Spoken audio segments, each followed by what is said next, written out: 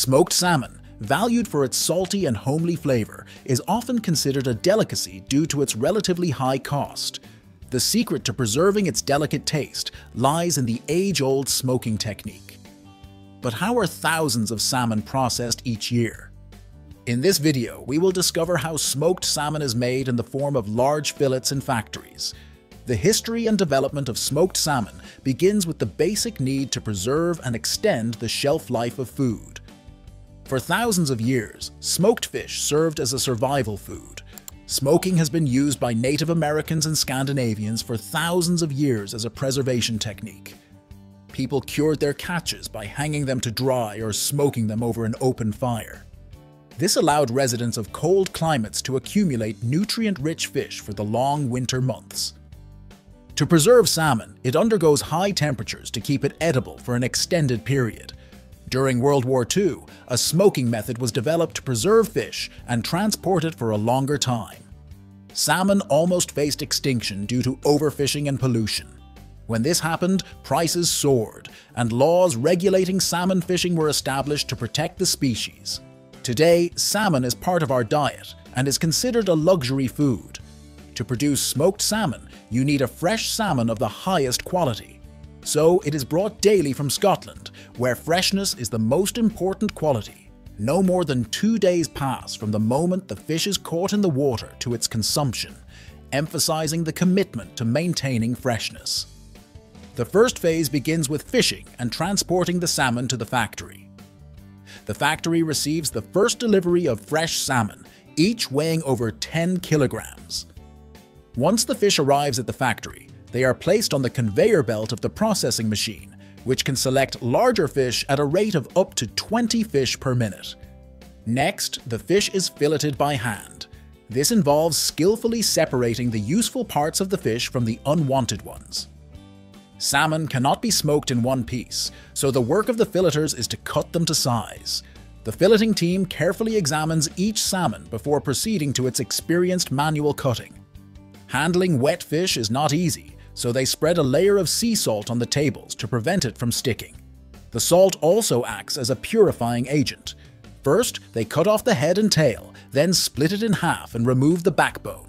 This is important because 90% of salmon is filleted by machine nowadays, and when done by hand, a higher quality fillet is obtained, making it easier to work with. The salmon is expertly trimmed and scraped so that it can fully absorb the salt. During the brining stage, no matter how clean they are kept, bacteria will start to decompose them soon, as most organisms need water to survive.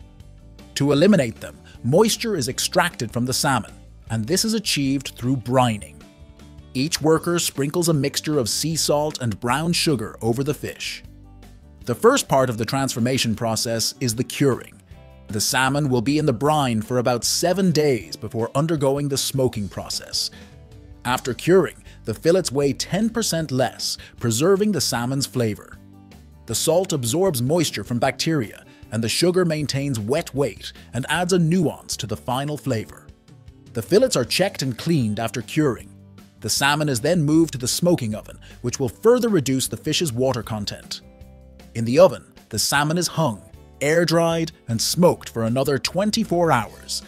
These fillets are now more robust and retain all their flavor. For smoking, oak shavings from old Scotch whiskey barrels are used. Workers load the oven's combustion chamber with the first layer of shavings, quickly igniting a fire to generate heat without generating excessive smoke. Then another layer of shavings from the bottom of the barrels is added, smothering the flames and producing a dense oak smoke. During this process, the fish loses another 10% of its weight. Most of the time, it air dries, and the smoke provides an antibacterial layer that coats the fish to prevent deterioration.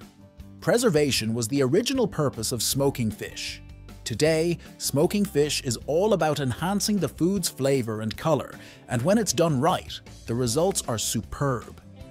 Once approved by the person in charge, the grates are removed, and the fish is left to cure so that its meat acquires a firmer texture. The fillets undergo a process of absorbing smoke over several hours, followed by hanging to mature for a minimum of 2 days. Hanging them instead of laying them down prevents the salmon from becoming too moist or greasy. Once out of the oven, the first thing to do is remove that crystalline layer called a film. The smoked layer is removed, leaving a beautiful salmon fillet. After smoking, the salmon is filleted by hand. This way, post-curing, a more authentic and pure salmon flavor is achieved. The bones are carefully removed by hand with tweezers. Not only do they remove the backbone, skin, and fins, but they also eliminate all the small bones, doing it by hand with tweezers or pliers. They extract 32 bones from each fillet. After removing all the salmon bones, each fillet is hand-cut to maintain absolute quality and consistency. Next comes the delicate process of trimming the salmon. Hand-cutting enhances its flavor because the slightly irregular surface of each slice helps release the flavor. Salmon is best consumed fresh, preferably on the same day it comes out of the oven. Since smoked salmon is typically served in very thin slices, the final filleting is yet to be done. Here, the salmon is diced and cut into thin slices before packaging for export worldwide. After filleting, it's time to package the salmon. It is packaged depending on its destination.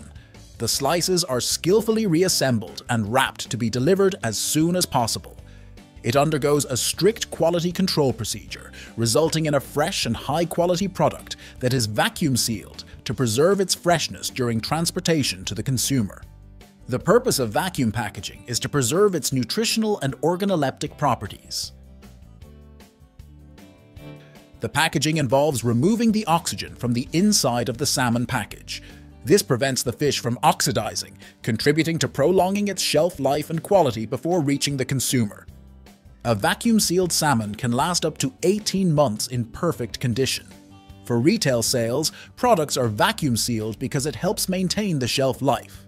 For restaurants and hotels, as they distribute 6 days a week and the fish comes out of the oven the same day, vacuum sealing is not necessary. They simply deliver fresh fish every day. Retail packaging comes with instructions explaining the production technique, so people know exactly what they are buying.